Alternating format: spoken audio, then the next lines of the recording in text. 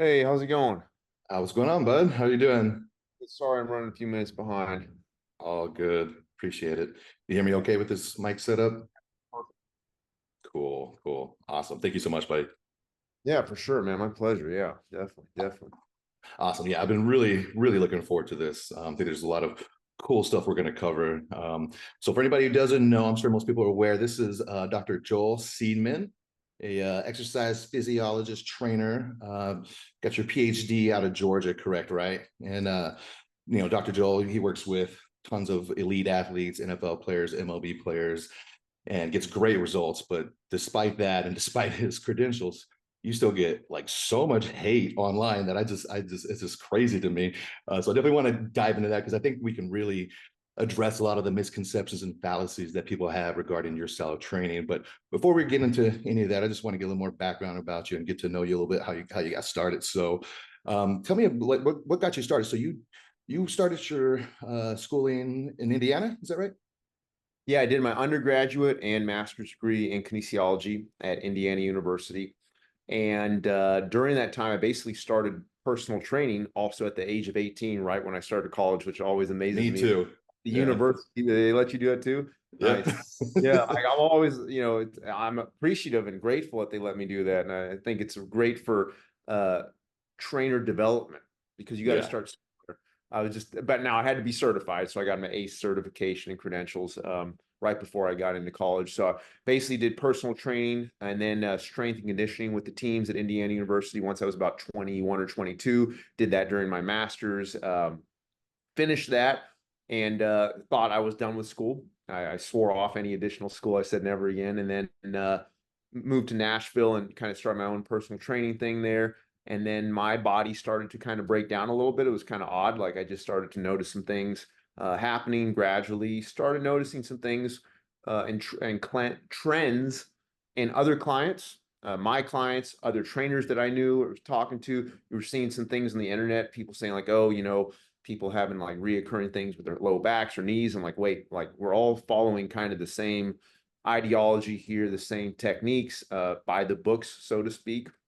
And the results weren't as good as they should have been. And also, I felt like some of those training methods were also contributing to injuries. So that's where I decided, all right, well, I think I need to go back to school to kind of look at the science for myself rather than having other experts interpret it for me. So I kind of went with this blank slate idea of not kind of relying on my preconceived biases and notions of what was optimal for training. And I did my research investigation, on the 90-degree method, 90-degree eccentric isometrics. And the more I researched, and we can get into that, the more I found like, wow, this 90 thing seems to be legit. And then things have just progressed from there. Graduated about 11 years ago with my PhD, and since then just been doing personal training and strength coaching with the athletes and general population. So it's about a 50-50 mix. Okay, yeah, I was curious about that. So you have about 50-50 mix on there. When you mentioned you were noticing a lot of injuries, are you referring to like actually in the gym, or are you talking about to your actually during sport for your athletes or both? Tweaks in the gym, never like, oh man, like I, just blew a client's knee out or anything. Nothing like that. Fortunately, thank God. More like, wow, like clients are just having like this reoccurring achiness in their knees or knee discomfort, and things we're doing are supposed to help with the knees. Like, their form is by all standards very solid.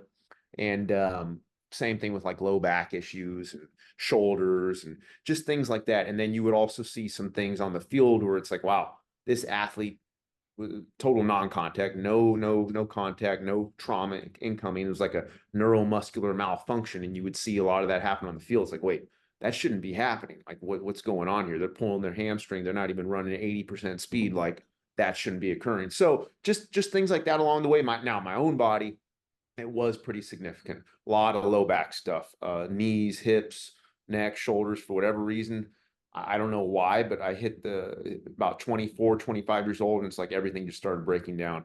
I kind of count it as a blessing in disguise now because it forced Oh me yeah. to look at things a little bit differently. But up until then, I really had no issues uh, in the weight room. I was fine. I was always doing deep training. I come from essentially an ass to grass or full range of motion background. So it's not like I never tried that. That's basically what I did from the time I was 17, 18 years old to 24, 25. So I did that for about 6 or 7 years. And I always say it works until it doesn't, because that's Mhm. exactly what happened with me. So Were you playing a lot of sports growing up? no, I played a little bit of tennis and baseball, but nothing crazy. Mhm. Never got into football. Even though I liked it, enjoyed watching it, and had a lot of friends who played. And obviously my strength and conditioning now, what I do with athletes is a lot of it's football. But no, I played some sports, but was never like an ultra athlete. I was a mediocre athlete at best. So What drew you to the whole kinesiology field initially? I was pretty weak when I was a teenager, like young teenager, like 14, 15. I had scoliosis too. Technically, still do have scoliosis because I never got treated for it, but the strength training definitely helped. Um, and so I think that's one of the reasons why my back probably started acting up by the time I was, 23, 24, 25. It's like if you have any type of scoliosis and you're not using perfect form, you can expect some pretty significant back issues. But ironically, a lot of folks have some level or degree of mild scoliosis. So Yeah, this is why a lot of folks do have back issues. So, and I always say the people that can handle deep range of motion with heavy weights probably have the most like structurally uh, stable spines and probably a structurally sound spine, which a lot of humans don't anymore. And so they can get away with it. Now, just because you can get away with it doesn't mean it's optimal. But I think the folks that are able to go years without having issues with deep range of motion with heavy loads, I think structurally they probably just have more resilient joints and connective tissue. But definitely. Did you have like any major influences when you were coming up? I'm always asked like who like strength coaches that I looked up to, or um, you know experts in the field, performance coaches. I never had like a performance coach or personal trainer mentor in person. I always just liked reading pretty much everyone's stuff online. I really started to kind of dive deeper into the expert strength coaches and personal trainers in the kind of T Nation era with like when everybody was writing for T Nation, like Christian Thibodeau, Mhm. uh, you know, Eric Cressy, all those guys. I always enjoyed reading their articles and got a lot out of it. Charles Poliquin, obviously, rest his soul. He Yeah. was a great influence. Learned a lot from him, and I read everything from honestly, Charles Poliquin's a little bit more on like the high volume, large range of motion side. I read that, and I read everything on the opposite end of like Mike Mentzer, Arthur Jones. I don't know if you're familiar with that Oh stuff with yeah. the yep, heavy duty, high intensity, one set to failure, very low volume, all about recovery. So I literally tried pretty much. I didn't just read about these methods. I tried to implement all these methods. So I got to the point where it's like, okay, I've tried all these methods, and I think they all have their pluses and minuses. And it's kind of like, okay, there's still something that I'm missing here. Like what's missing? And to me, what was missing was optimal biomechanics, optimal technique, because you can have the best training program, but if your technique's off, it's kind of all for naught. Yeah, let me ask you this. So I really got into the gym when I was young, like 16, 17. And I remember when I first started, maybe 02, 03, I remember some of the old heads at the gym telling me, hey, 90-degree angles for your shoulders, for your squats, for your like that wasn't something I had like heard a lot, but I had heard that before you. And now when I try to like to look it up, all I see is you. I don't see anyone else mention it. Like, were you familiar with that? Had you heard that before and that came into your mind that way? Or had you any familiarity with it? Because I know I had heard a lot of the old heads talking about that back in the day. It's funny. It's like, everyone always is like, oh, well, why do you come up with this 90-degree thing? I'm like, shoot, well, first off, like 90 degrees, like the whole concept of 90-degree angles is like a geometric and geometry thing. It's been around for millennia. So I certainly didn't develop the 90-degree joint angle or 90-degree angle. But as far as it being popular in the field of fitness and bodybuilding and even powerlifting to some of their training, it's been around way before I started, like you said, before I started kind of promoting this stuff, and not everyone was doing it, but partials and 90-degree angles for bodybuilders, especially like in the 80s, 90s, and 2000s even. I mean, it was talked about not ultra frequently, but you would see it mentioned quite a bit from some different bodybuilders and coaches. I think that was right before the you know boom of the internet and social media. So I don't think it ever made its way onto these platforms like we see. So for whatever reason, maybe because I just looked in a little bit more into the science and then started pushing it on social media and on the internet, I guess that, you know, people often attribute it to me, but it's like, no, I didn't invent this 90-degree thing. I maybe helped popularize it a bit more just by looking at some of the science when I was doing my PhD. But yeah, you're right. It's been around for a long time. I think a lot of people know that it's biomechanically a very sound way to lift, physiologically a very optimal way to perform movement. So yeah, I mean, like you said, it's been around way before I was even born. So yeah, Yeah. I can't say I created it. So let's talk about your PhD and your dissertation, right? So that was all about the eccentric isometrics. So maybe just kind of explain so people can understand what exactly eccentric isometrics is and how you ended up coming to that conclusion for your dissertation. Yeah. So the eccentric isometric thing actually started even a little bit before the 90-degree thing. Okay, like, and then it kind of merged into all being one and the same. It started off as a concept of me trying to understand what's the best way for individuals to dial in their form and body mechanics. Okay, so because we can't always be dependent on a coach and an outside external force telling us like, hey, well, here's where you need to move, make these adjustments, shift this way. The best athletes are always their best coaches. Okay, they know how to coach themselves, they know how to fine tune and feel things in their own body. It doesn't mean you can just discount having any type of external feedback from a coach or from a trainer. Definitely helpful. But most of the uh, feedback that you get, you want it to be internal from your nervous system, particularly your proprioceptive system and like your muscle spindles. And so to me, this whole thing of like why my joints were hurting and why other folks were getting injuries and maybe not getting the results they want to came down to technique. So the ideology was, well, how do we best fine tune our technique? Well, the best way to do that is to rely on, like what I just said, our muscle spindles, because that basically gives us that sense of feel or proprioception. Okay, it gives us the ability to fine tune our body mechanics.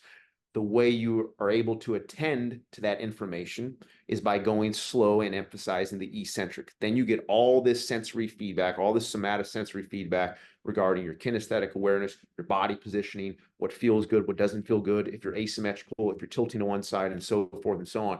And you're able to use that and fine tune your body mechanics without having to rely on a coach. Now, as I started implementing that, what I started to see is in my own body and other clients, everyone started to kind of gravitate towards these slightly more compact positions. And eventually, as they started locking their form in more and more, people started to kind of naturally gravitate towards these 90-degree angles, including my own body. So I was like, interesting. Like, let me do a little more investigation on that.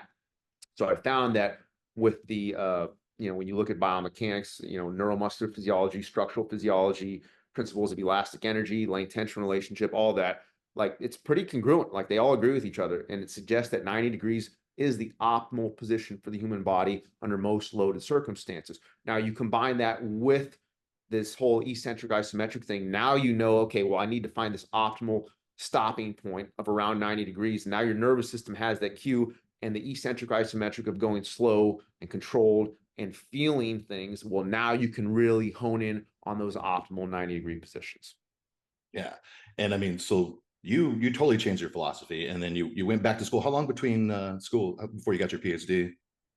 It was about 3 years. 3 years, Okay. yeah, which was So good because I had to do some investigation of um, like I had to kind of like rethink everything. Like I had to kind of go on this little journey of like, I mean, my body was banged up. I couldn't squat um, more than once every few weeks because my body was so banged up. So it's kind of like a little bit of a mini soul searching time of re-exam. I mean, I was ready to get out of the field, like stop training because I was like, I can't even train myself. How am I going to train other people? I'm not only do I not feel comfortable training myself because I don't know what's optimal training methods, but like I hurt. Demonstrating exercise is going to be miserable.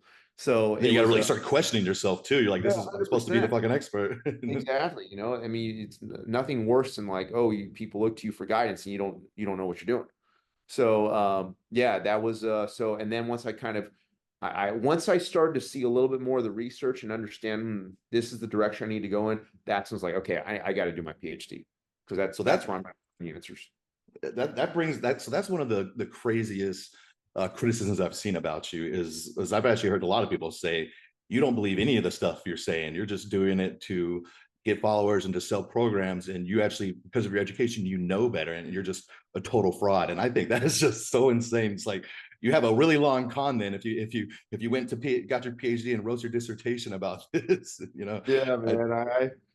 I mean, you shoot, man. These guys credit me for having like Jedi mind tricking capabilities. It's like I appreciate it, man. I don't have the force is not that strong. No, I wish I had those manipulative skills. I think it's like the amount of credit they give me for being able to like alter people's perception and con people. It's like no, and it's like no, It's that's crazy. nuts. So Does it yeah. does it bother you at all the like the negativity, or are you just not even phased by At it? first, a little bit, and like I'm so used to it now, I actually kind of cracks me up, to be honest. It's funny. Sometimes I see some of your comments. Sometimes you roll with them. I like it. They're pretty entertaining. I'm not gonna lie.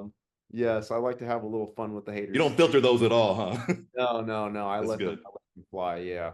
Now if somebody really starts getting crazy and just like, I mean, I've had people like literally like write like life-threatening like comments, like Why are yeah, they so emotionally attached? Like that's what I yeah, no, can't I understand. know Where it's does this crazy. anger come from? I That's the weirdest thing.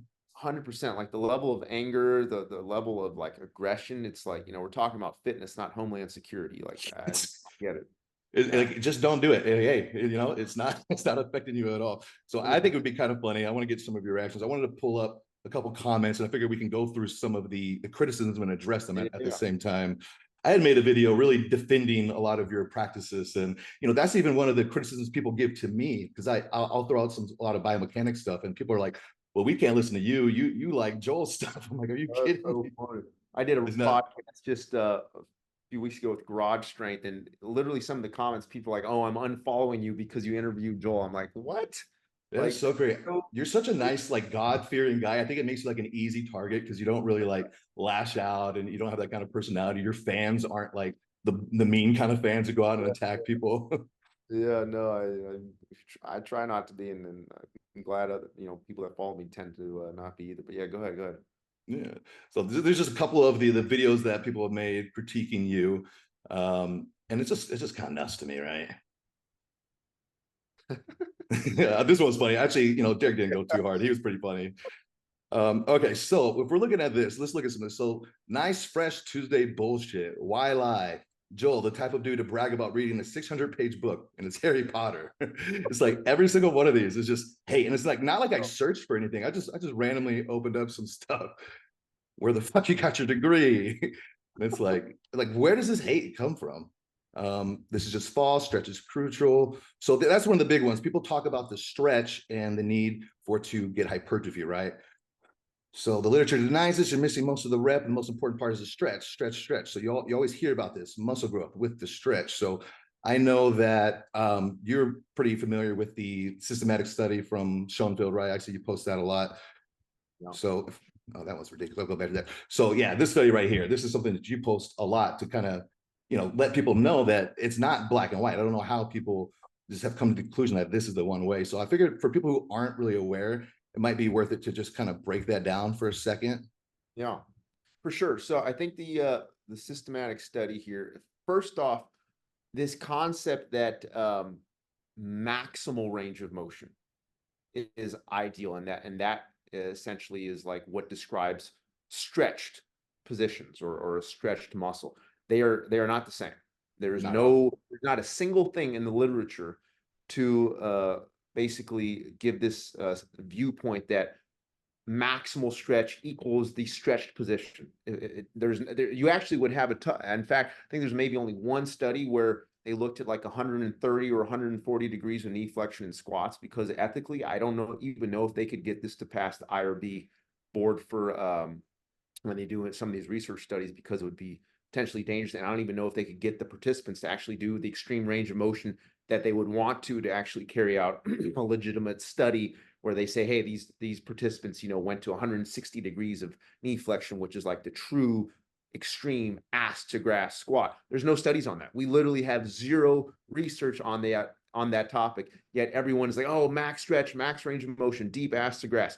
What the research does show is that a muscle under stretch and tension is the optimal way to trigger hypertrophy and strength.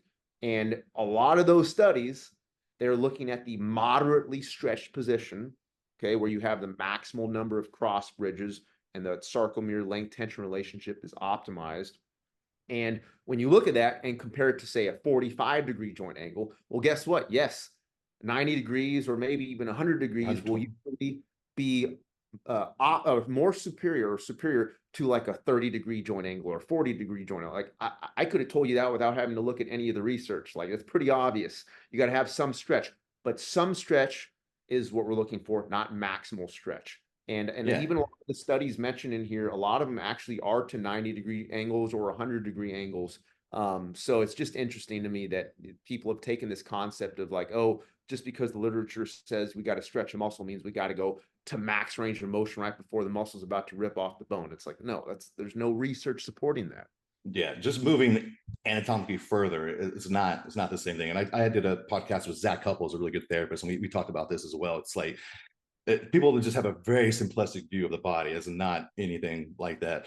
And when we look at the ranges of motion that you're talking about, if we look at the quads one, so we look at a 120 degrees versus a 60 degrees. So the 120 degrees is going to give you a little better results. Yeah. We look over here at we look at 50 degrees versus 90 degrees. So this is the one where they actually use a 90 as the stretch range. That's the stretch range. Exactly. Yeah. And they've got great, much better results there. And then when we go to the one where they have like the really extreme range, where they're using the 140 and the 90 is the shortened range, there's no difference in quads at all. They have a little more glutes, a little more adductors, but they're also going to have some joint issues and things like that.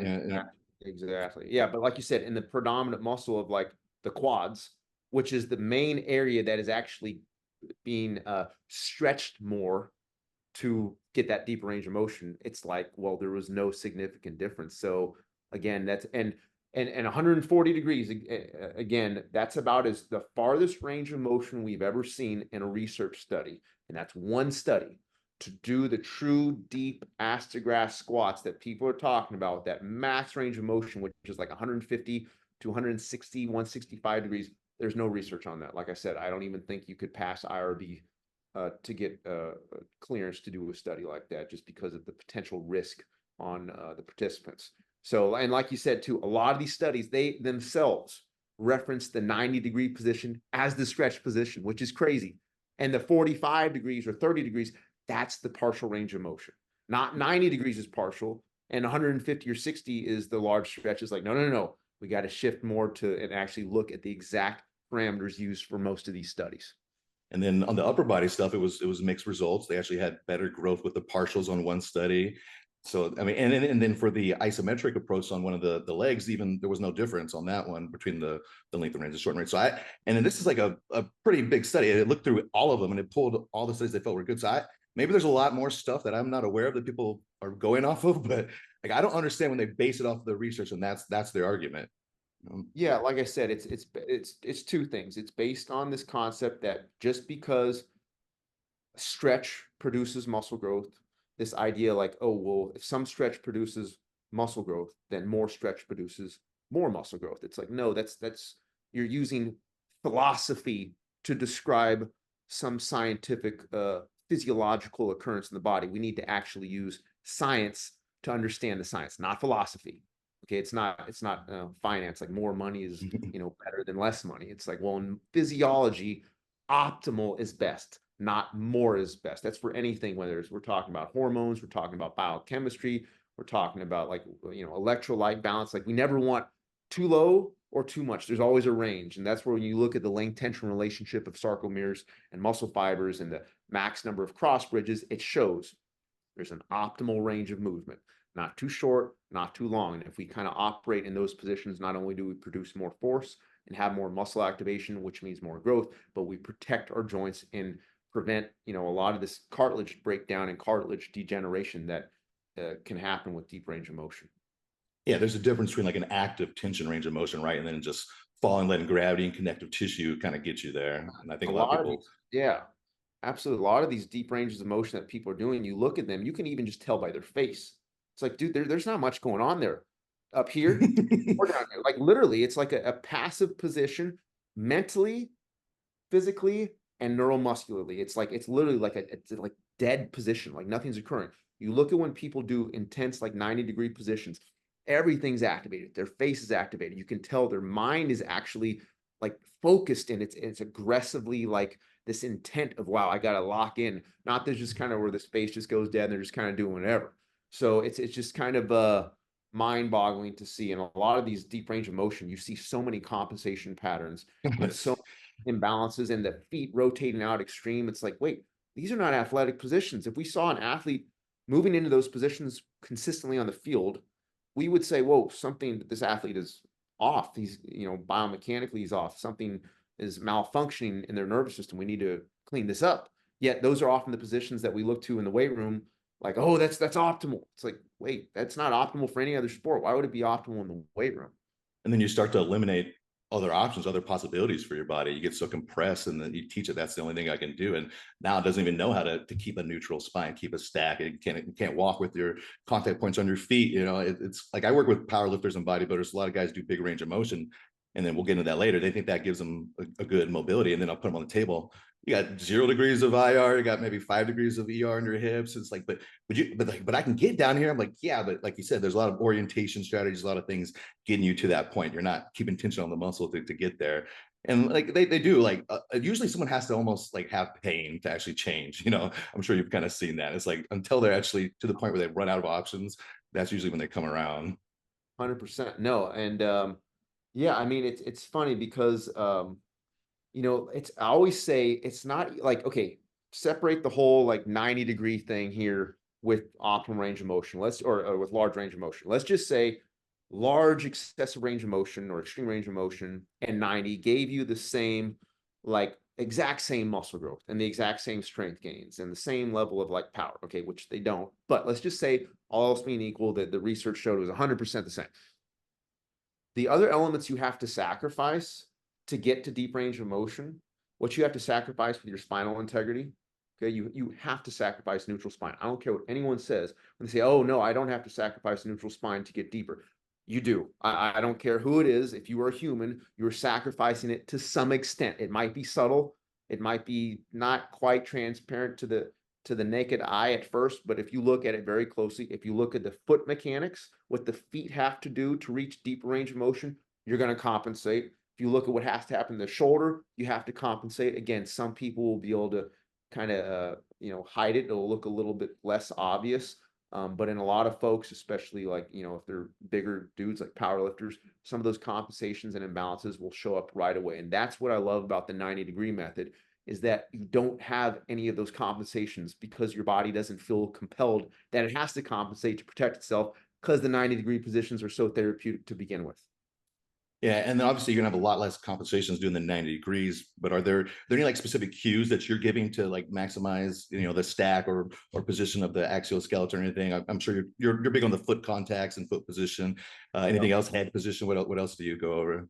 This is the really interesting thing of just my evolution as a strength coach, which I want to continue to get better. I think we all want to continue to get better. Like if I look at how I coached a year ago from today, I would say that I coach better today than I did a year ago. And if I looked at that point from a year before that, I would say I coach better at that point. Like it should always be where we're getting better and improving and trying to make our coaching and cueing you know skills and our verbal explanations better.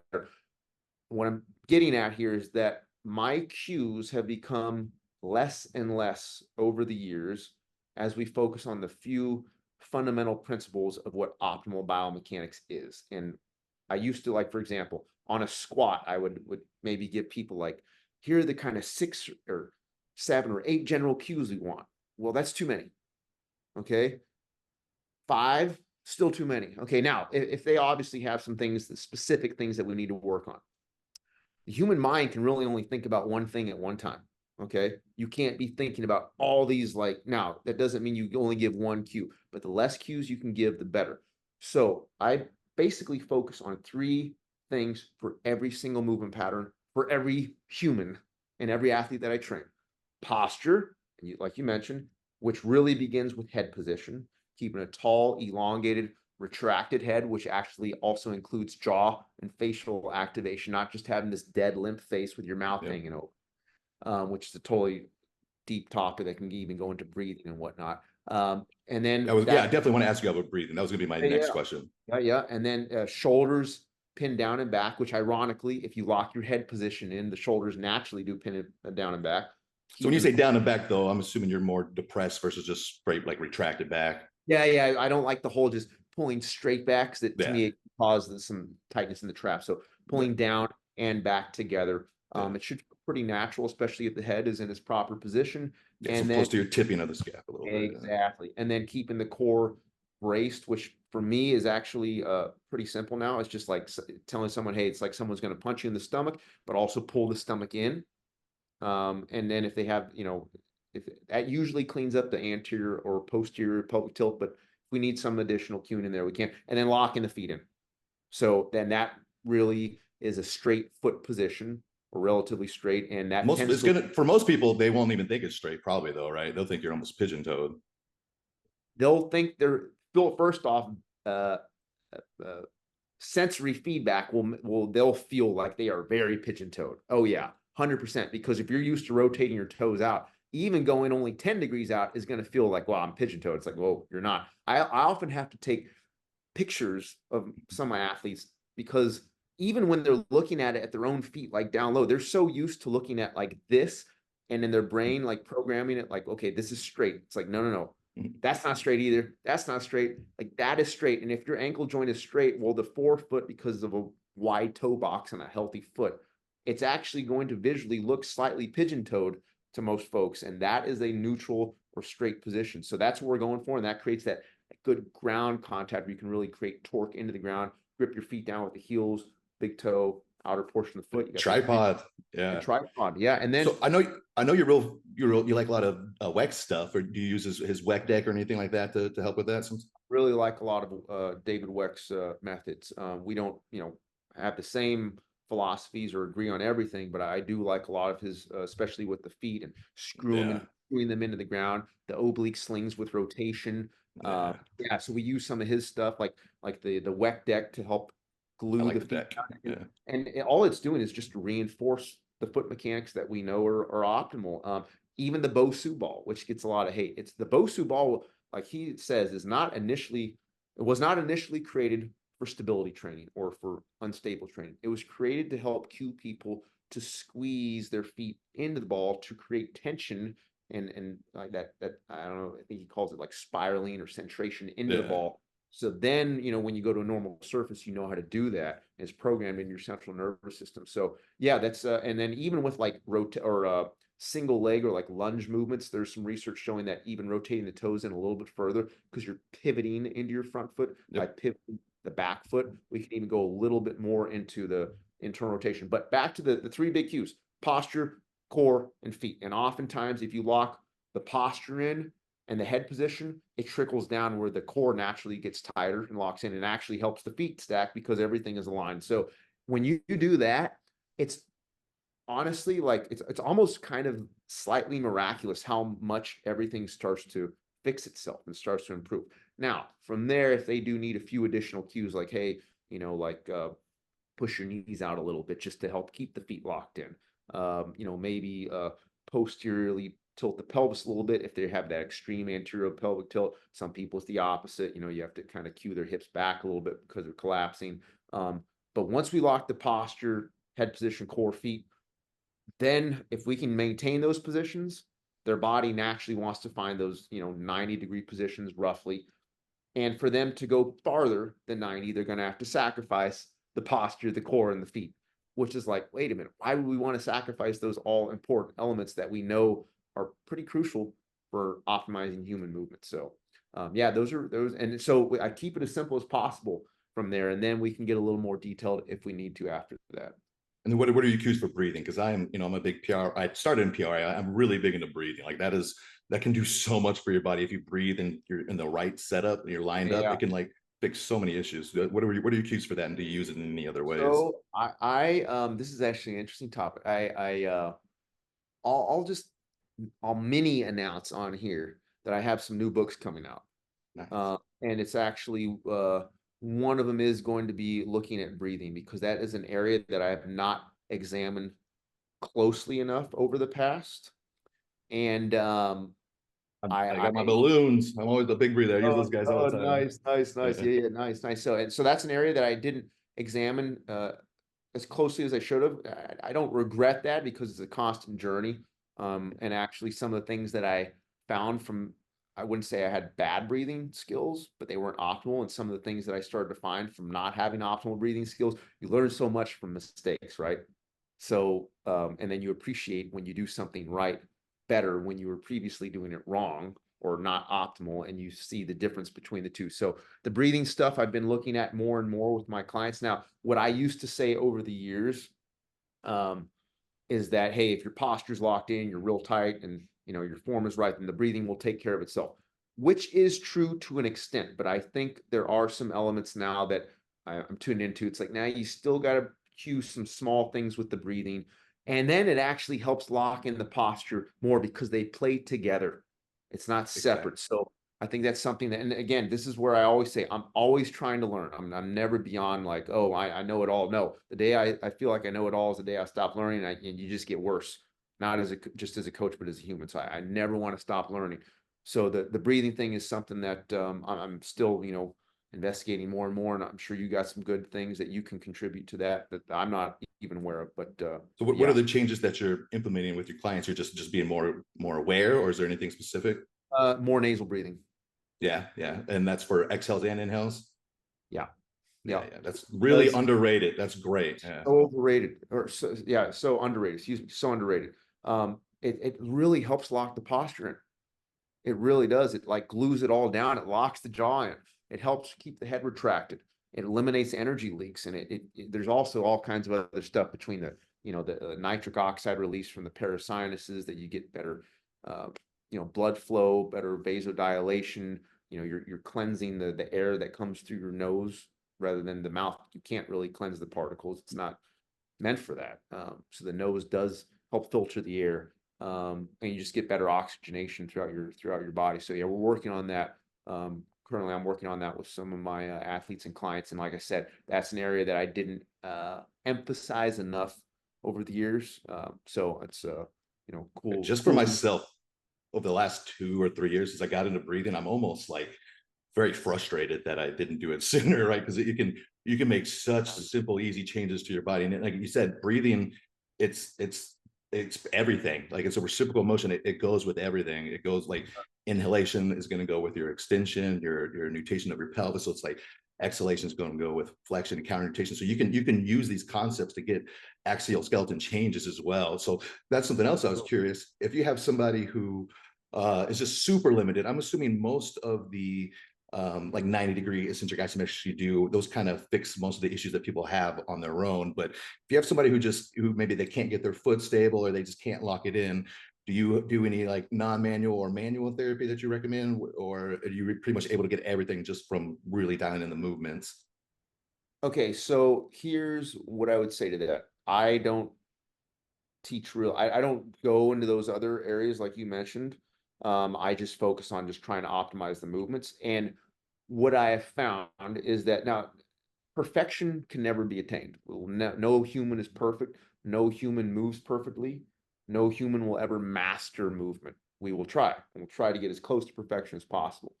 So as long as I'm seeing progress and improvement in an athlete's form and biomechanics, maybe they were squatting. I see this a lot with some of my football guys, especially some of my veterans who've been squatting with their toes out and deep for, since they were in high school, and now they're 30 years old. They've been squatting this way for 16 years. It's like, okay, their form may not be perfect, but it's certainly much better than it was.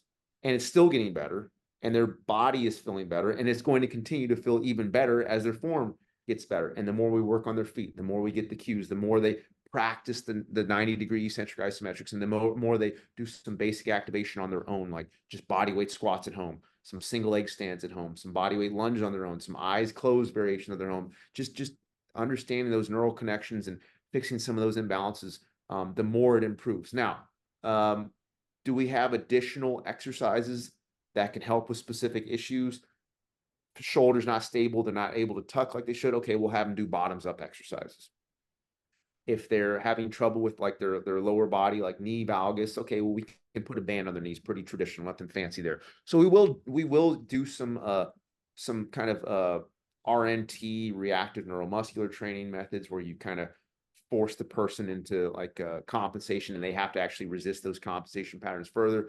But it's still using the 90-degree principle. It's not like we're deviating away from that. We might just combine it with those other methods. In terms of like manual manipulation, I will take my hand sometimes and show an athlete, hey, this is like, I might adjust their feet, might adjust their shoulders, but other than that, not a whole lot. The athletes that feel like they need more than what I can give them, it's usually the first few months of training, because they haven't mastered their movements enough. As the athlete masters their movement and their biomechanics better, then they can kind of eliminate some of that other stuff. I don't tell athletes to eliminate their stretching, their foam rolling, their other like manual therapy. I leave that up to them. But as they get better with the training, they gradually start to eliminate that stuff more and more and more, to the point that a lot of the guys I've been working with for a long time, they don't need any of that. They don't need to stretch. They don't need to foam roll. They don't need to do yoga. But that might take people some time. So that's why I say, like, you don't need to eliminate that at once. You can, and it's going to force you to dial in your technique more. But everyone has their own journey and own path with this. So Yeah, on your athletes too, it's like something I've noticed is, one thing, do your athletes, do they do a lot of outside workouts when they're training with you, or are they pretty much doing all their stuff with you? How does that setup work? It varies a lot. As far as working with other strength coaches, not really. When they do most of their other strength and conditioning work, it's pretty much using my methods, because they find it's what feels optimal. In fact, I've had issues where the athletes go back to their teams and they get into these, butting Right. heads, which can be problematic, very problematic for high school athletes, because the coach, it's like you follow what the coach says, or it's like, okay, you're out or whatever. Sometimes the parents have to get involved. College, 50-50. It depends on the strength coach and the level of rapport that the athletes have with the strength coaches. Pro, I've had the least amount of issues, because Yeah. the pro level, the strength coaches and all the coaching staff, they kind of have it's a different level of respect, and it's kind of like, hey, the athletes, if you find that this way feels best for you, feels best for your body, you go ahead and do that. So a lot of my pro athletes, they're able to use the methods year round. They might follow the program of the strength coach, because all the team has to do it, but they're going to use the 90-degree method when they're doing those exercises. Yeah.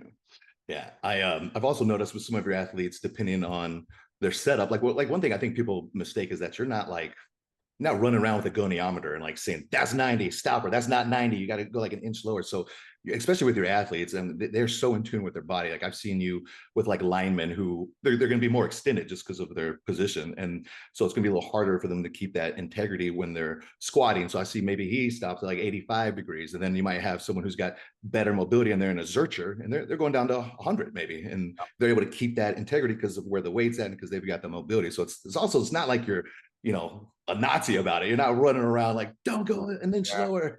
Yeah, no, exactly. And like I said, I don't even cue range of motion as much anymore. I cue posture and foot mechanics, and I let the range of motion take care of itself. I basically tell them, hey, you stop right before you feel like you're going to have to compensate and sacrifice those elements. Well, it ends up being around 90. I have definitely seen scenarios where people with mobility restrictions, their optimal end range might be closer to like 80, 85. Okay, that can happen. Also, the elderly population, sometimes you might see, hey, their form looks better when they actually stop at 70, 75, 80 degrees. They might not be able to actually get all the way down to 90. So I always say 90 is the optimal max range of motion, generally speaking. So yeah, I've seen some scenarios with that. So I definitely don't force like the 90 thing. And sometimes it just, the athlete, as they start kind of honing in on things more and practicing their form more, they end up fine tuning it themselves. And when they can do that, that's more powerful than me trying to like force them to do it a certain way. Talking about these athletes, this is pretty funny. Let me pull this up real quick, see if I can get this going again. We'll go back to a couple of the critiques people seem to Yeah. have about you. Sorry, I'm not the best with this. All I used to watch all the critiques, and then there were so many of them. I was like, dude, I don't have time for all these. So this will be. Right. Why don't you watch mine? It's a very nice one. I did watch yours. I liked it. It Oh, was very. really? Oh, okay. Well, you I probably also watched it after like. I reached out to you. Huh? You were like, make sure this guy's No, not no, it going was to really try to good. clown me. It was good because it's like, I like that the things you agree with, you understand, and you agree with it because your principles and the science lines up. There's some things that I do that you probably don't 100% agree with, which is awesome because it's like, hey, as a strength coach and as a performance specialist, you use your brain and your mind and you think for yourself rather than, hey, I love this guy's stuff. Everything he says is gold. It's like, well, I actually want someone who's gonna maybe contradict a few things because it shows me they're analyzing the science for themselves. And I think you do a really good job of that. Yeah, and there's very little, but we can kind of go over that too. But yeah, I mean, I wouldn't say there's really anything specifically. We're just slightly different viewpoints, and I think that we've come to a lot of the same conclusions through totally different lenses as well, which Yeah, is no, for sure. interesting. I'm looking at an axial skeleton, compression, expansion kind of model, and I've pretty much come to the same conclusions. So if we look at this comment, this is what I think is like one of the craziest things, where this guy says professional. So the critique. Someone gave you critique, and the guy goes, but somehow his entire clientele is professional athletes. And this is the response. Professional athletes are genetically predisposed to producing results no matter what BS they perform. I get pro athletes clients because one of them recommends me to someone else. Simple. He advertises and takes advantage of it. Marketing and a sales gimmick. That's it. And I'm just like, that is so disrespectful, obviously to you, but also to these athletes who are so in tune with their body to think that they're clueless and they can't actually feel these, like I that just makes me laugh. I just cannot believe that people actually have that. And he's also saying he recommends them, he just gets them from advertising. So it's like you're putting yourself down, bro. Like, Yeah, I don't yeah. that critique, and I'm sure you see that a lot. That's just nuts to me. Yeah, it's pretty condescending to the athletes, though, like you said, because Yeah. a lot of these guys are smarter than you would think stereotypically for athletes, jocks, just meatheads. Like a lot of them are very intelligent and they have been training a certain way for many years to get them to actually buy into something different, like that, where they have to literally relearn all their form, all their technique. Like it's got to work. Otherwise, they don't want no part of it. So, and the reason why they keep coming back and the reason why they tell their friends is because they find it works. It feels good. And the reason why they keep doing it year after year and the reason why they go back to their teams and sometimes get into clashes with their strength coaches is because they find it works. So, And it's yeah, I mean, financial. It's financially incentive, like directly, performance. 100%. A lot of these guys, it's like, man, my knees feel so much better. Honestly, if I always say, if I can get an athlete in the door for 1 or 2 sessions, they're probably going to stick with it because these guys, this is their livelihood. If their joints feel better, if they feel better moving, if they feel less pain, less inflammation, they're going to gravitate towards that and they're going to pay a little extra if they have to. So like that's why they keep coming back. And the other thing is too, it's like if I was going to be a great marketer and like a sales You're gimmick the type, worst. yeah, like I'm really not good at it. And I would have chosen something a lot more elaborate and glamorous than like, oh, 90-degree joint angles. Like that is as simple as it gets. People learn about that in like, middle school and high school. Like I would have chosen something a lot more, like I said, something a little bit more It's fancy gonna be than crazy thinking about when you first went to go get your PhD, that one day this would be such a big deal to oh yeah, everybody. no, seriously, dude. Seriously, it's crazy. And something else you touched on is like if someone has no connection to their body at all, like physically, like I have to question their intelligence just a little tiny bit. Like if you're so disconnected, like maybe I'm wrong for that, but that shows me that somewhere there's some kind of logic disconnect to me. So some of those people give a lot of advice, and we'll cover that later. But if we look at this is another one of the common critiques I have, and we kind of address this. Basically, you talk about the misconception that if you don't get into deep ranges of motion in the gym, when you have to experience it on the field, you're more likely to get injured. So I'm curious, what is your explanation on why that's not the case? Because these large ranges of motion and these kind of somewhat you could say like vulnerable positions that athletes are going to inevitably end up in. People have been moving into those positions well before the dawn of the fitness era. It's been happening for, I mean, since really humans have been alive. We've had to like get into funky positions here and there.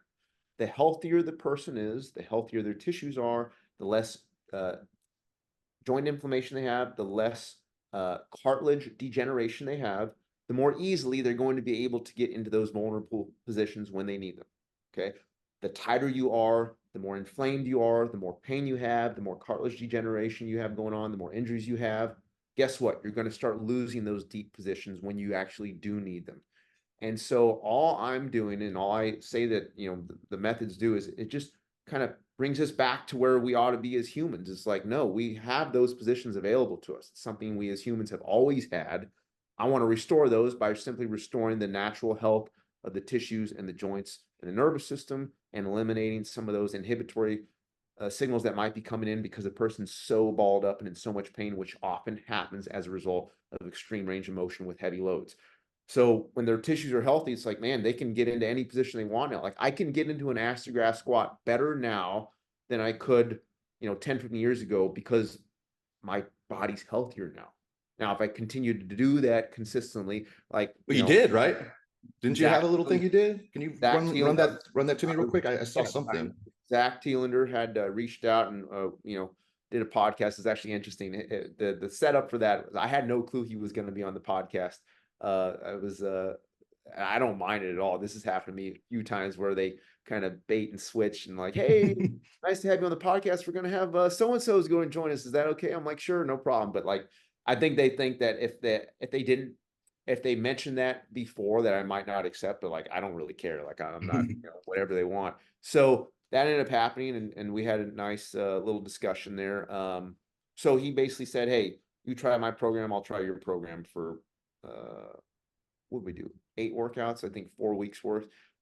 The best workout on his program was day 1, because my body had the least amount of inflammation. That's when I felt the best doing the ass-to-grass squats. I also felt the strongest on the ass-to-grass squats. The longer I did the program, the more things started to get a little worse.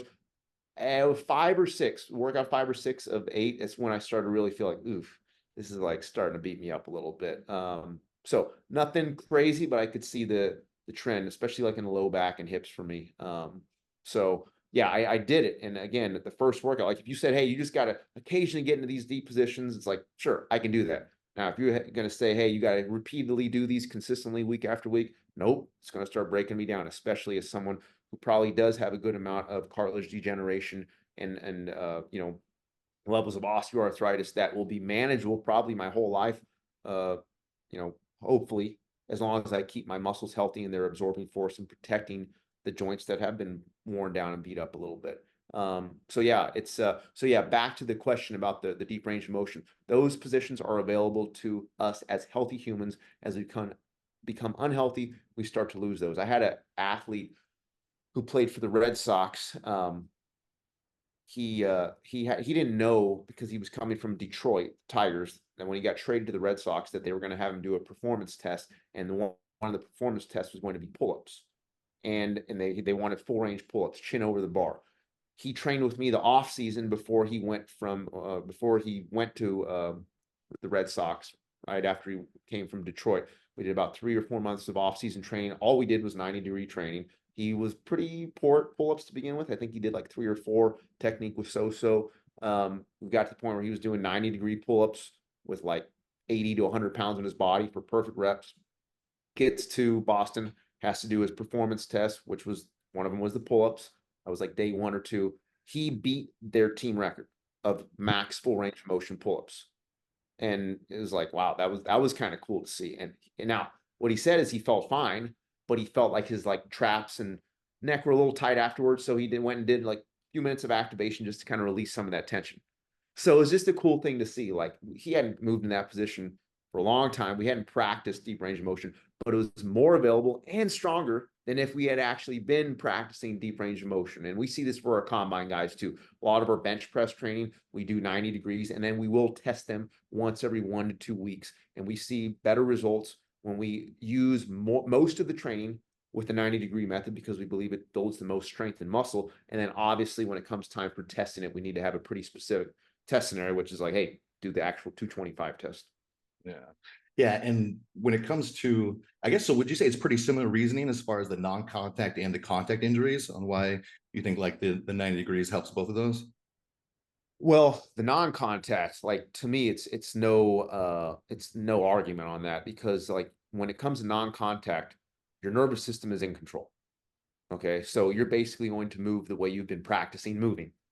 And if you've been practicing moving with biomechanically faulty positions, then you're going to end up in those biomechanically disadvantageous positions on the field, And that's where injuries happen. If you've been practicing optimal range of motion, good mechanics with no compensations, you're going to be less likely to hit those compensation patterns when you're on the field. So it's like when somebody sprints, like we want to kind of move into those hip flexion and knee flexion positions of 90 when they're in that full stride position with the knee up.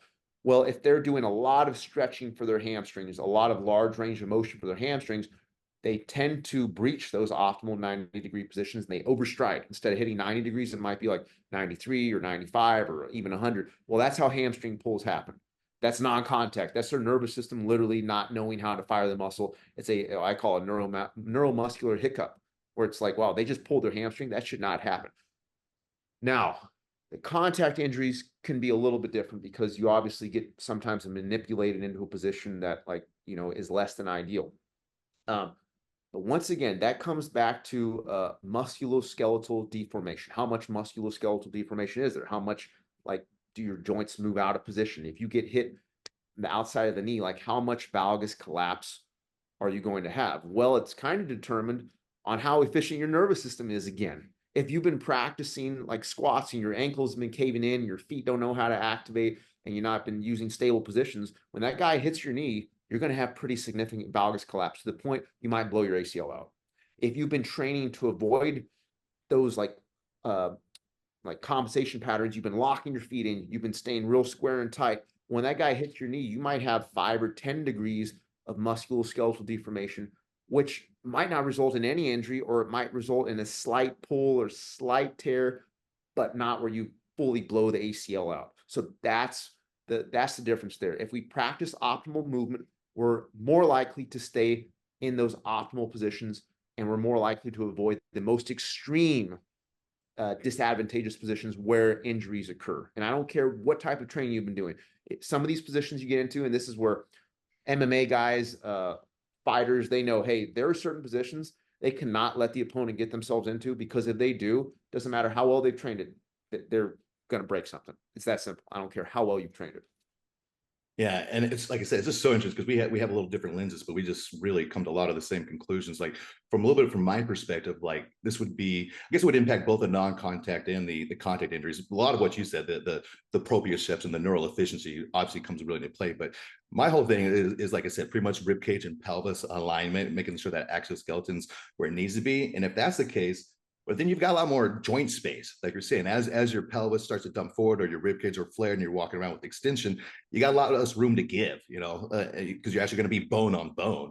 So a lot of the stuff that I do is I'll do tests to see if someone's got like actual space in their joint. If not, I'll try to reposition the pelvis, and all of a sudden you can get like a 20-degree increase in internal rotation. Like you said, you're getting hit, and now I've actually got that rotation, so I'm just getting a little tweaky instead of like tearing that ACL. So you got your exoskeleton, and that's pretty much what you do. Like when I'm watching you, all your guys are stopping before they're losing the ribs and everything, even though I don't really like hear you cue it. You're cueing the spine, which is kind of the same thing. But yeah, I think that's the biggest cause for non-contact injuries too, is that people are training so far outside their range of motion in the gym. Like you said, when they're going and they're just trying to produce a lot of force without getting hurt, it's like they don't have that neural perception, and things aren't sitting in their joint right. It's like you have to do a bunch of warm-ups if you're like that. You know what I mean? If your stuff's in alignment, you can just pretty much go straight to it. Exactly. No, exactly. I mean, these excessive warm-ups are folks having to, 20, 30 minutes of stretching, foam rolling, mobility drills, light sets. Like, it's like, dude, that shouldn't be necessary if your body's healthy. You might only need like 5, 10 minutes of warm-up max. A lot of my athletes, they don't even truly warm up. We just start off, hey, let's like do a light squat. Now let's go up a little more.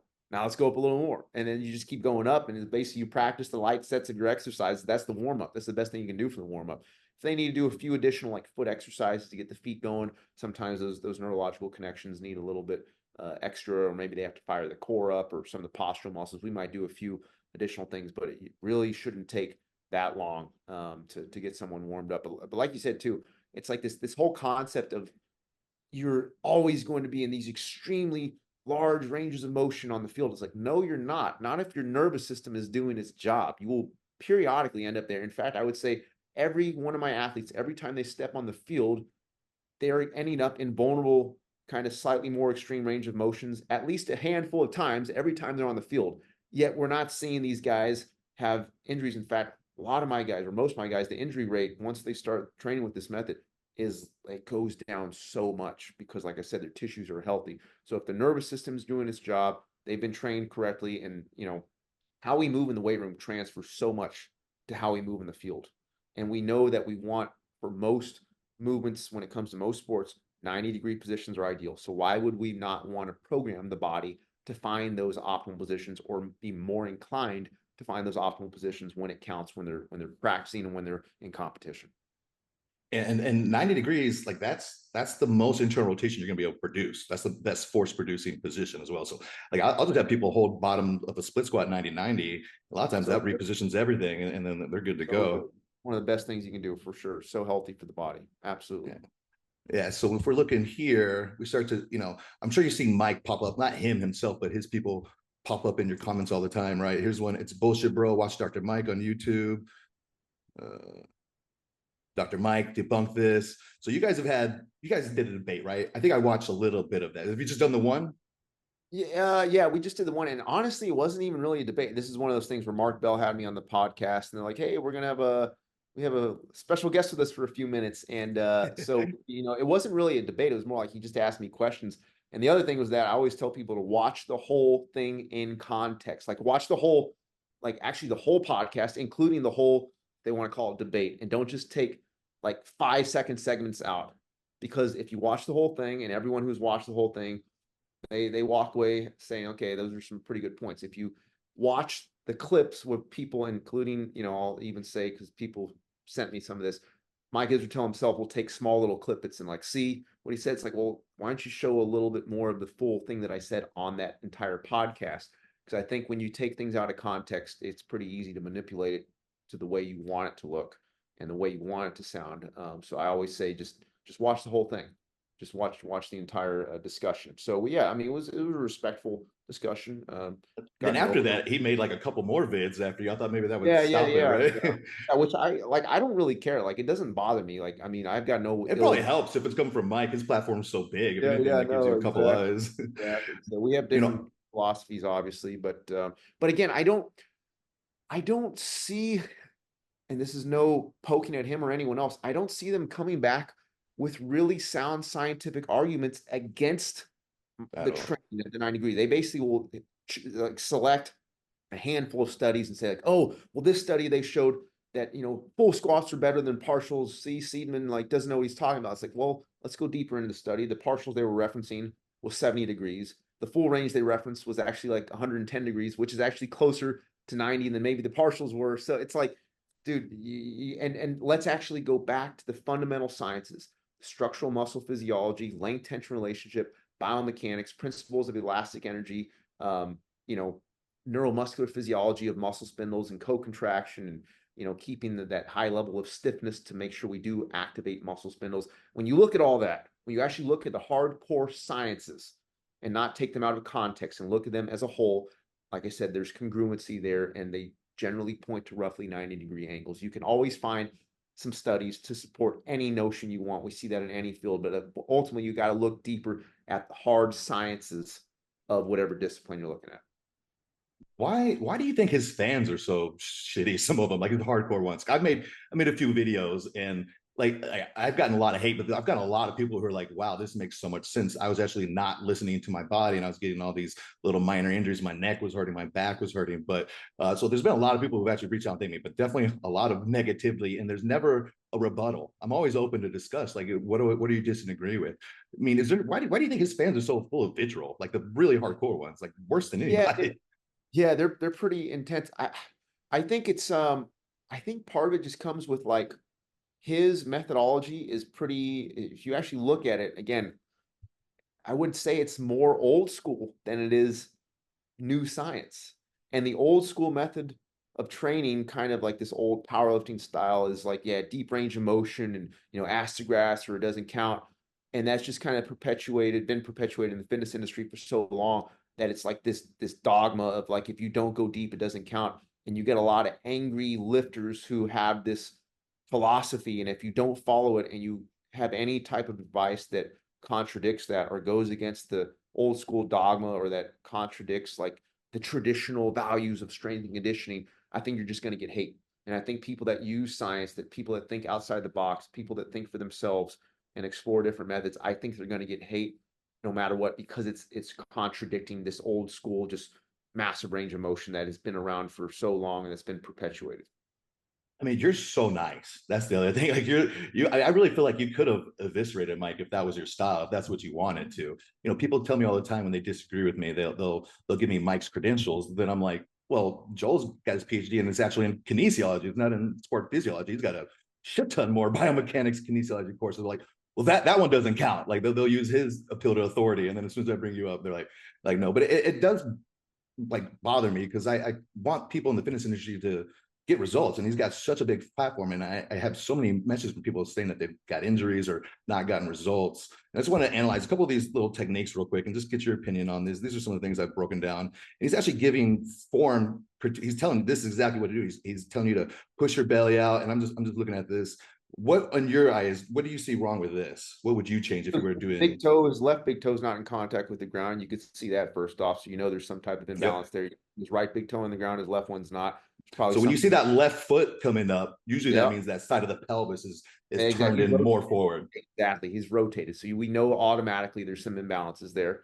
And you can even see, I think his right foot's rotated out more. There's a little bit of spinal flexion at the very bottom that you can see it give just a little bit. But believe it or not, his hip joint angle is probably, he's probably about, if I had to guess, 110 right there. He's actually somewhat close to 90 there, but see that once he gets, he can go deeper than 90 on a good morning though. Yeah. If he starts going too deep there, you can actually see some compensation with the spine. But the feet and the hips, like you said, there's some rotation there. That left adductor's probably not firing. He's probably gonna have some groin issues. Exactly. Yeah, no IR on that left. So just to see that foot, like that is such, like I would never post, like I would never work out like that if that was my position.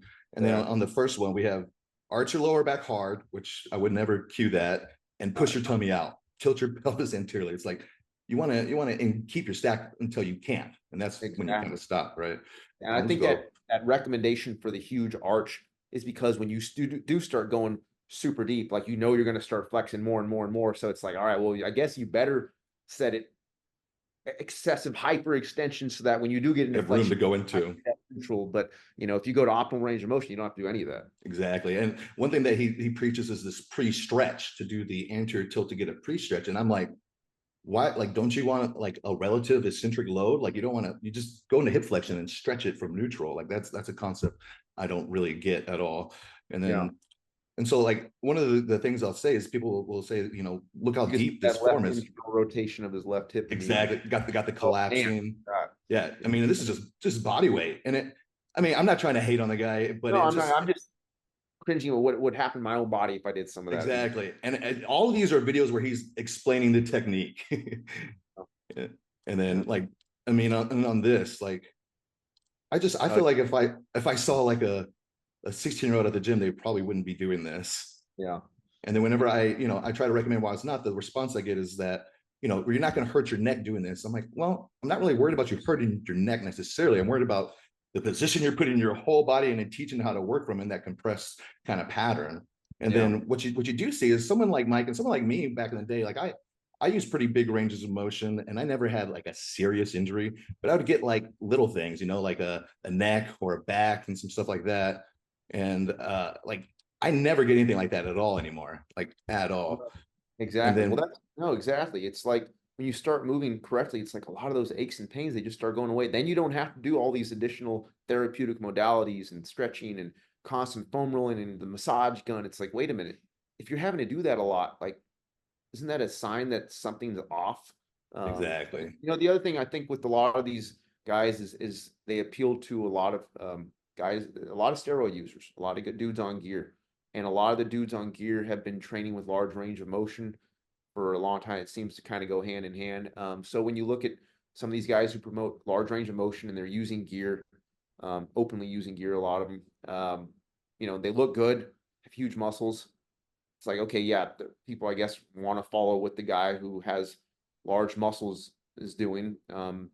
Mike kind of looks like shit though, compared to compared to like bodybuilders. It's like he's kind of known for looking like shit, like not having the most aesthetic physique, and a lot of that is because of his movement patterns and what he had to do. And this is him just a neck injury from sleeping. And I'm like, that's the kind of stuff that might happen if you're super aware, and you might not injure yourself in the gym because you can just pull back a little more. It's going to be something totally random like that, where you wake up and now your neck's stiff, or you're turning funky and something's going to get Yeah. weird. So it's like, it's not always exactly about what's happening in the gym at that exact moment, you know? 100%. Yeah, it's not just because I always like to say, just because you temporarily got away with doing something wrong doesn't mean it's right. Yeah. You And can then I get would, away with something for a long time, and sometimes it can take years to catch up to you. It's like smoking. Oh, I smoked a cigarette. Look, I got lung cancer. It's like, oh, just keep doing it for maybe a few months, maybe a few years. If you have great genetics, you might be able to do it for 10, 20 years. But at some point, it's going to impact you. And that's how muscle dysfunction is and faulty mechanics. At some point, you're going to feel the effects. do you get that sensation that I do at all? Because I know you're very big on helping the fitness community. Do you concern at all that there's this big of a widespread reach is having a huge impact on a lot of people negatively? Yeah, I just feel like it is contributing to injuries. It is contributing to pain, 100%. And so, I mean, a lot of the information I put out, it is to try to battle what I consider misinformation. But these guys, they have the same philosophy. It's like, hey, what these other guys are saying about 90 degrees and partials, we gotta stop that because that's ruining people's bodies. So they obviously feel that way. We feel our way. I like to think we have a little better understanding of it because we rely more on the science rather than just bro science and anecdotal stuff and traditional training methods that have been used for 20, 30 years. So um, yeah, I think there is a lot of negative uh, byproducts that are happening from this excess range of motion and just some of these movement patterns and compensations. It's going to catch up to people a lot. And the thing that's bothering me is that it's such a big platform for newer lifters. So this is what they're Yeah. going in, like this is their foundation, and they're starting there, and they're going to be fixing a lot of issues. No wonder So people give up lifting and yeah, strength training. Like if you're in a lot of yeah. pain, seeing results, man, I'd give up too. No, exactly. I mean, that used to be what people thought you're going to get injured eventually, which, like I said, it's so crazy because I can push myself so intense. And same thing with your athletes, with no fear of getting injured. And one thing I think you can use like a big range of motion without getting injured, but it's like, it's not worth the amount of effort you're going to have to do to like, I don't know if you know range of strength at all on IG. You ever see him? I don't So think so. I mean, he does pretty neutral. Like he looks amazing, but dude spends all of his time prepping and mobility work in order to get to those positions. And like, it's a trade off I definitely don't have time with. And Right. like nobody's going to do the things necessary to get in that position day in, day out. Exactly. So I would say probably one of the other criticisms that we hear about you is that you do a lot of stupid shit for views, which everything. I've never seen you do anything where I just scratch my head and be like, I don't understand the reasoning behind this. Some of the stuff I'm sure like you're putting up there just to like draw some eyes. I'm imagining this isn't like 90% of the training that you do. Yeah, no, this push-up's a great example. Like, okay, if I wanted to tell people and express to people that going too deep on push-ups is counterproductive, it can result in some problems potentially. If I put up a standard bodyweight push-up, it'll get probably, I don't know, maybe 10,000 views, 15,000 views. If I put up a push up like this to try to prove the same point and make people understand it, it's going to get probably 10 times the reach. Now I just impacted more lives, probably saved more joints, helped people reduce their pain, and had a bigger impact on the target audience. And this is the part of people take out of context what I said with the Mike Israetel. It's like, oh, see, you just admitted that you put it up for clicks and for likes. It's like, no, you watch the whole thing and continue the sentence of what I was literally, you stop the sentence of me talking about yeah, I'm trying to get as many views as possible to impact as many people as possible because I believe this stuff matters and it helps people feel better, helps them with their joints, helps them with their body, and helps them stick to the exercise routine because they feel better. So if that requires putting up a slightly fancier variation periodically, including some of these advanced ones, but I always say, and I say this continually, 80% of everything we do is foundational movements. This happened to be one of the 20% drills that this lady used that day. I was like, hey, we'll use this one to be a good example of proper push-ups, and it'll help people and maybe catch their eye and help drive impact. And you brought up Mike again. That reminded me of something else I wanted to bring up about aesthetics, since he has none. Do you think? Obviously, we think that muscle growth is going to be optimal if you're not overstretching. So for me, like pretty much, I'm on board with 90 degrees about everything. I have really good mobility. I might be a little bit more. It might be 100 on some things, but it's like I'm pretty much in that range. I want to hear your opinions on, besides building more muscle, is there an impact on actual aesthetics that you think? I do believe there is actually. I actually believe from like a bodybuilding perspective that there's a few things I think you can discuss here. So max number of cross bridges occurs at a moderately stretched position. Okay, that's like that sarcomere length tension relationship, but we want some stretch, but not too much stretch. Well, cross bridges or a number of cross bridges is a pretty good indication of like maximal or maximizing motor unit recruitment or maximizing muscle activation. Generally speaking, some of these that we don't even know exactly all the tie-ins, but so if we know that 90 degrees, we have the most muscle activation, the most number of cross bridges, we can also produce the most force, can handle the heaviest weights, and we can do it with the least amount of neuromuscular inhibition signals because we're in a safe position. Our body's not trying to shut it down. Ultimately, that allows us to lift heavier weights, produce more force, activate more muscle. We build more muscle because you can't grow a muscle that you're not activating, and you can't maximally grow a muscle that has inhibitory signals because it's in pain and spastic and tight.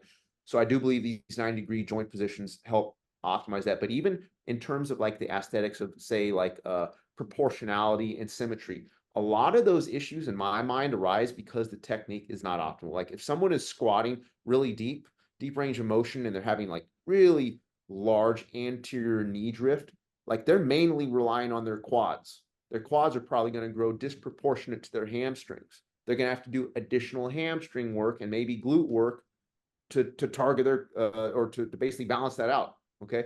When you do an optimal squat, it develops the whole leg in proportion, and you're less likely to have asymmetries and imbalances because like what Mike showed there, you probably if you looked at his left adductor, it's probably a different size than his right because there's something going on there. So if you squat with everything neutral and aligned and symmetrical because you're not having to compensate, because you're putting yourself in better biomechanically optimal positions, guess what? Your physique will also develop at a more natural and optimal state. So yeah, you're right on point. Yeah, a lot of a lot of what I do is fixing imbalances because they do affect your aesthetics a lot. Like you mentioned, Mike, right adductor is definitely going to be more developed. What you also see in that situation, and it's just because of the position that your actual skeleton is, that your limbs have to go in. Like your left vastus lateralis now, it's really leveraged as an abductor and an internal rotator. So that a lot of times gets overdeveloped.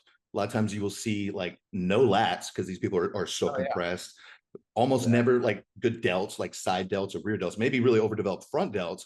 But when I that was just scapula doesn't have any ability to glide on the thorax, there's no scapulothoracic mobility, you're not going to be able to really push tension on those delts. So they all have the same kind of physique. And then a lot of times the quad sweep might not be there because they're only doing the duck foot, right? And they're getting deep. So they'll get a lot of the adductors and butt, but and all that also pushes their stomach out. So it makes like a very unesthetic look. And then I don't know if this is true, but I really have a theory that when you keep tension on the targeted muscle, when you keep your stack and you get the connective tissue out of there, I think it pulls that fascia and it gives you better separation between your muscle groups, like your delts and your triceps and things like that. I feel like when you use that connective tissue, you're using that to produce force together. It gets more clumped. Like, have you done cadavers before? I'm sure, right? Yeah. And Interesting. so when you're looking at the different fascia, like sometimes it's smooth and like not all clumpy, and sometimes it's like bunched up, and that's going to take away from separation. Obviously, the ability for that muscle to contract. Absolutely. And I think a lot of these guys have so much inflammation in their muscles that you just look at them, they look swollen. Like it's like excessive sarcoplasmic hypertrophy of just like localized edema and cellular swelling, like not the type that's actually contributing to force production or muscle growth. It's literally their tissues are inflamed. They stop lifting for like a week or two. A lot of that starts to go down because it's not real muscle. A lot of that's fluids and inflammation, like I said. And once they just like stop training just for like a week or two, they start to lose a lot of that size because it's not really muscle. So I think a lot of this, they look just overly bloated, whereas like a muscle that's trained properly has nice separation. It's not overly inflamed. And So a you lot of don't these have guys, sorry, and a lot of these guys that are trying to get to that depth, they're basically they're making their pelvis stay in a descended position.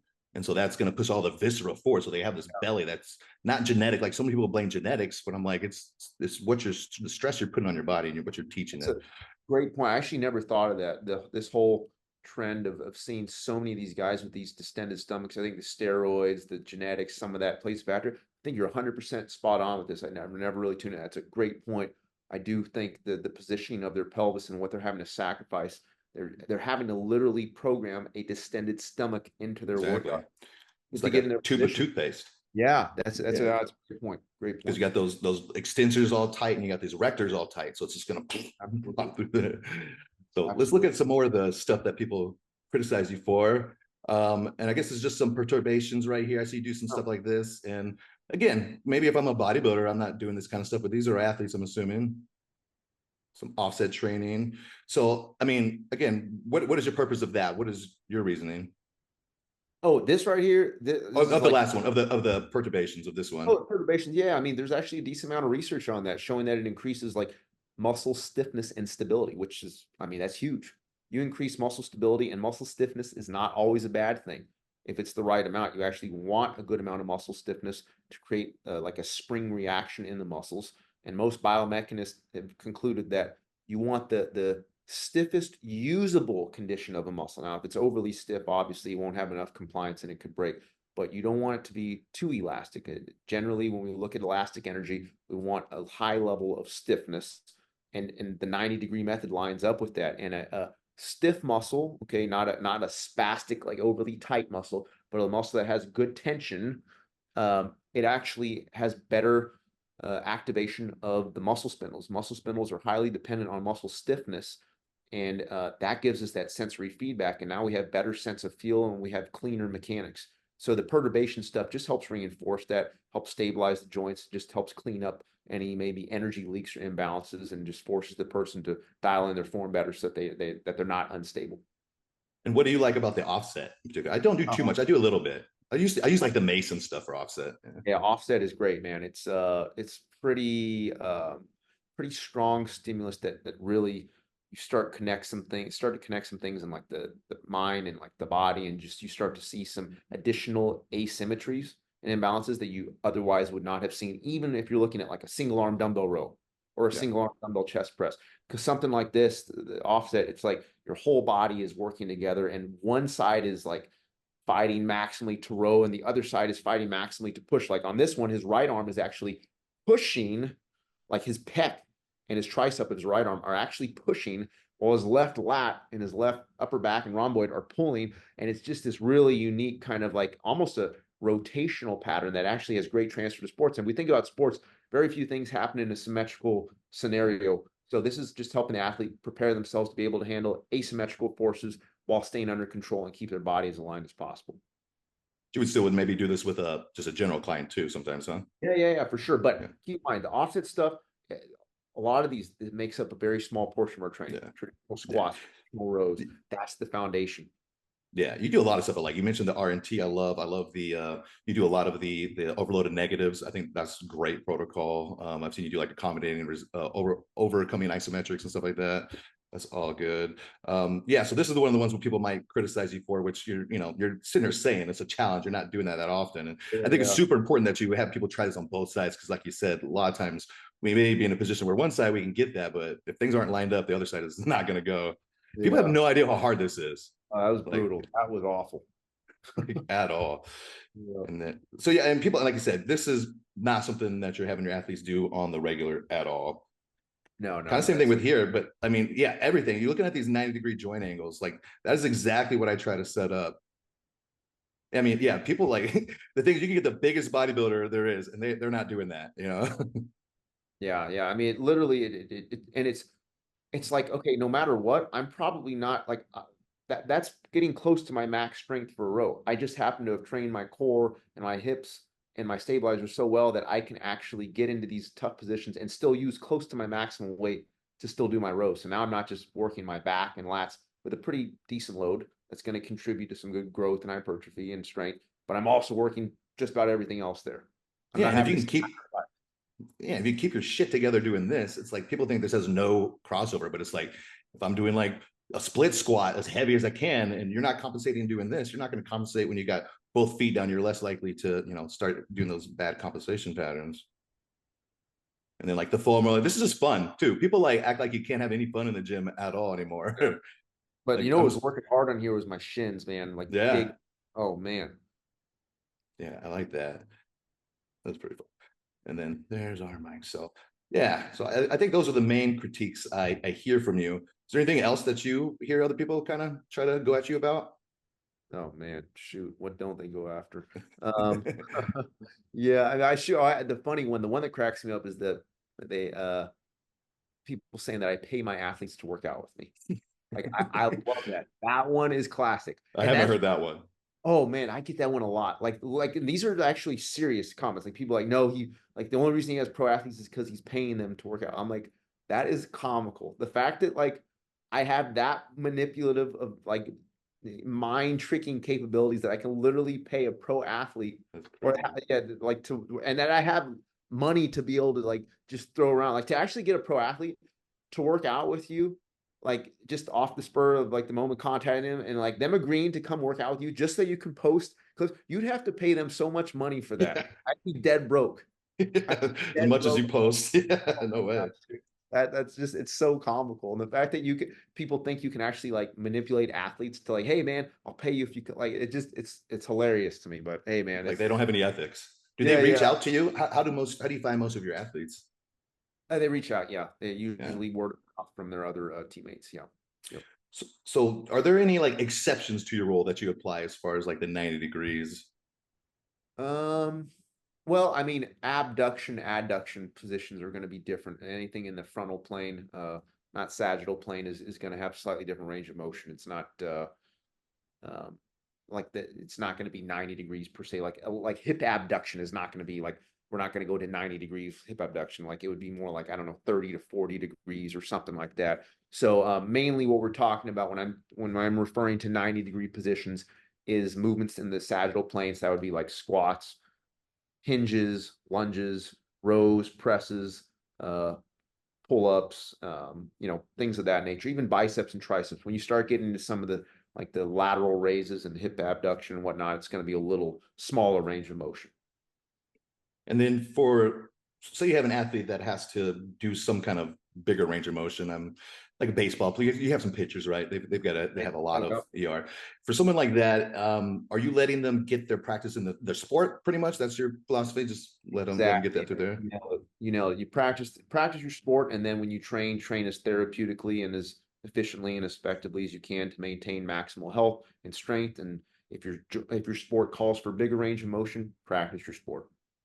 So if you were So training a power lifter, would you have them do 90 degrees mainly and then maybe just once mainly, every yeah, other week? Yeah. probably 80 to 90% of the time would be 90 degrees, yeah. And then the other, 10%, especially as it gets closer to competition, we would start incorporating, it might even be like every workout, hey, let's do like, you know, maybe a few sets of one where we go full range of motion just to practice that. And as long as they feel comfortable with it, because this is a deeper topic, but I mean, you probably get this some of the users if you don't have the chart in front of you, but the length tension relationship of muscles more or less stays the same from humans to humans. So it's not like we're going to significantly alter that. It's not like, oh, well, just because we're strong at 90, now we're going to be weak as a lamb. Like if we go to 100 degrees, it's not how the length tension relationship works. It's an inverted U. As you go past 90, you're going to be a little weaker. Go a little deeper, you're going to be even a little weaker. This is for any human, not just anyone that trains 90. I don't care who it is. You take an Olympic weightlifter. It's like if they hit 90 degrees, they're going to be stronger than 100 degrees, which will be stronger than 110 degrees. And that's going to be a similar shape for humans. So now if they just practice it periodically, get a little bit of mental confidence with it, to me, that's all they need. Yeah. If I were to think of any exceptions for myself, and you can tell me your thoughts, is like you mentioned the jiu-jitsu, they might be somebody who could use some joint specific work from like a Yeah. Kimura position or something like that, where they're going to need that kind of weird range of motion. Is that something maybe you would train with that? Okay, so that's an interesting topic. I would say this. I would say with their strength training, particularly like their kind of heavier lifts and traditional movement patterns, I would still stay with 90. Oh yeah. That might be something where they do need some additional stretches. Like it's just let's just face it. If they need to get into these extreme positions, like they might need to do some additional like mobility or stretches or some type of drill to kind of reinforce that. But I would separate that Yeah. entirely from their strength training. If they really do have a style of training or combat that involves very high deep range of motion. But I would also say the best thing they could do for that would be to practice their skill in sport. But at the same time, they might, hey, I need even more range of motion for that. Yeah. But yeah, that's an interesting topic there. So I would separate the strength training with Yeah. like, hey, here's some additional things we can do to open up More like positional isometrics and stuff, yeah, you like know. if it's a sweeping kick that they have to do. Yeah, I understand that they might need some additional things for that. Because I one of my certifications is I've done all the FRC and the ISM and stuff, and a lot of them are like not on board with you at all, you know, Yeah, because yeah. I they're think a very lot of big on range of yeah. motion and Yeah, I joint think specific training. most people probably don't need a lot of that stuff, but if you're doing huge range of motion, then the FRC stuff probably does help because it's almost like you got to undo some of the damage that you're doing with your training. And if you're going to be squatting deep, like you might as well have a better deep squat than a lousier deep squat. And I think a lot of these modalities out there, it's like, okay, it helps you clean up your deep squat because a cleaner deep squat is better than a sloppy one. So yeah, you'll feel better, but it's still not Yeah, optimal. yeah. There's not a lot. Like I got a buddy who trains Cirque du Soleil people, so obviously there's putting them in pretty unique positions. But it's Yeah, that yeah. I can't think of a lot. Do you do any like joint specific training itself? Not really. No, not particularly. I think I just feel like with proper training through the basic movement patterns, and we'll do some isolation stuff of like maybe like some arms or hips, like internal rotation, external rotation. We'll throw that in periodically, but it's mainly the big movement patterns, the big seven movements. Yeah, the only things I do the joint specific for would be obviously like recovering from an injury or something. A lot of times Oh, that right. that Yeah, yeah. steps is not there, and then um maybe like I said, recovery, and then like some people just I think it can really help with your post activation potentiation.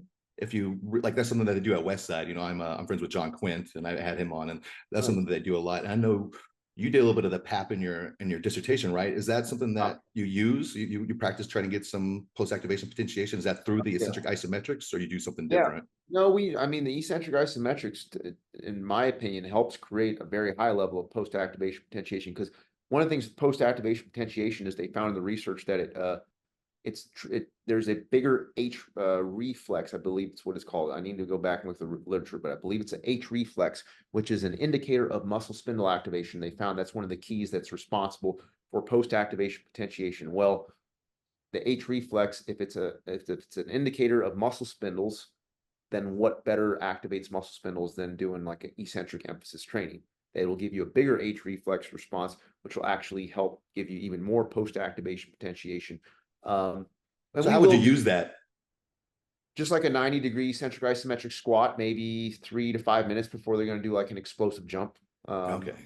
or any type of sprint. I've also found that eccentric isometrics, because you're not because you're in efficient positions, you don't have as much fatigue when you still have a lot of potentiation. And a lot of the stuff with post-activation potentiation, it's like finding that balance of how much do you kind of dissipate fatigue while maximizing the potentiation so that you're left with a net balance of a potentiated power exercise for the second drill if you have a second exercise after that.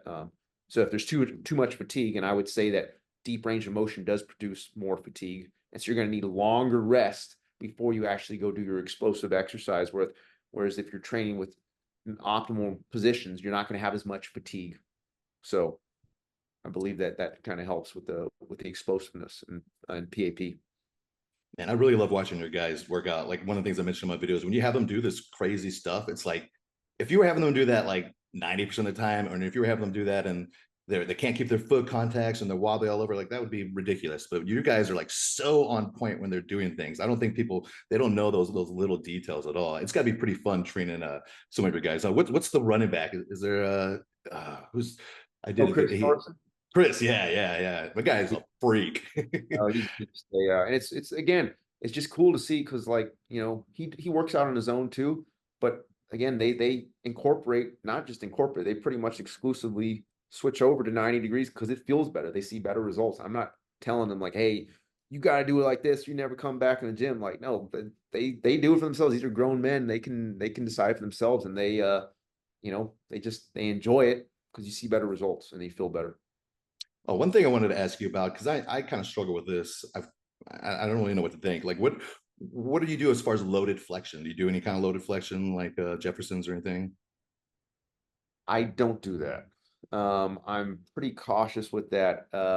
Okay, yeah, Especially loaded with your flexion. athletes. Yeah. Yeah, loaded flexion, that's a tricky thing. So what I say with this is that I'm not opposed to like flexion at all when it's not loaded. Like, Yeah.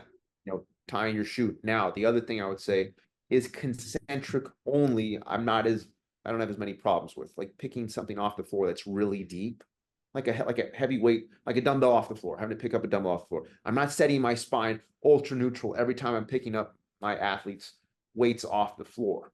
In fact, I would actually argue that if you're going to get that deep, that some level of spinal flexion is more natural than trying to keep it totally neutral and arched. If you're Yeah. picking up a dumbbell off the floor, I You would gotta I would have you have to have a counter gotta nutation. have, You gotta yeah, flex a little bit. you gotta have a little bit of flexion in there. So, like people doing an astrograph squat, like body weight, I don't have any issues with that. But I do believe an astrograph squat with body weight should be done with some spinal flexion because that's a more Yeah. natural. It has to. Yeah, exactly. Yeah, going into an astrograph, like when you look at these, like the third world kind of squats where people take pictures of like tribal people or people in Asia doing squats, like they're not in this like ultra arched, like getting super deep. It's like, no, that's not natural. It's flexion of everything, their hips, their knees, and their spine. But that also kind of explains why we don't want to do heavy squats deep, because if a deep squat, the natural way to do it is with flexion. We know we don't want to have flexion with heavy loads. It's like, okay, well then guess what? We just eliminated the notion that, deep squats with heavy loads is ideal. Yeah, if you're That squatting deep and you have no flexion, then you've just got a crazy like, forward pelvis. And then Yeah, that's exactly. You're gonna have some crazy anterior pelvic tilt and low back issues. I don't care who you are. Yes, that's probably one of the only other things that I do that maybe you don't do, although I think you do a little bit. It's like I might have someone sit with like a goblet, like a light kettlebell, and kind of hang out the bottom of a squat, potentially breathe there if I'm trying to like sometimes I need to get a little bit better representation, what might be like an early stance of gait in that bottom of the squat and the counter nutation.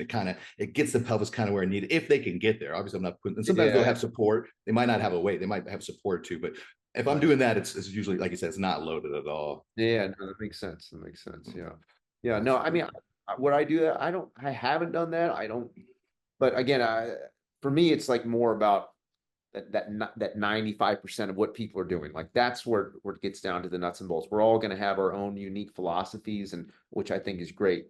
And I think that's what makes us all unique to our own coaching style. It's like I'm not going to follow, Mark Ripetoe's training method and say, oh, that's the best. Otherwise, I would just say, hey, everybody, just buy his book and follow Yeah. his. I'm going to.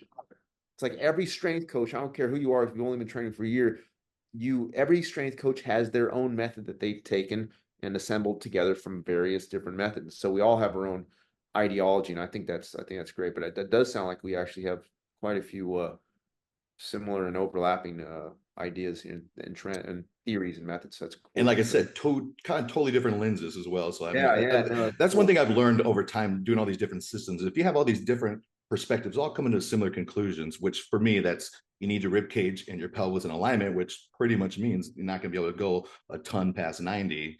So when you see all these different methodologies come to the same conclusion, I think there's a lot of merit to that. Absolutely. That's that congruency, that scientific congruency I was talking about. When you have independent areas starting to say the same thing and they're congruent with each other, that's not coincidence. It's almost it's highly unlikely. Um, so much so it'd be almost implausible to think that they just randomly came to those same conclusions. And so I think you're right on. Yeah.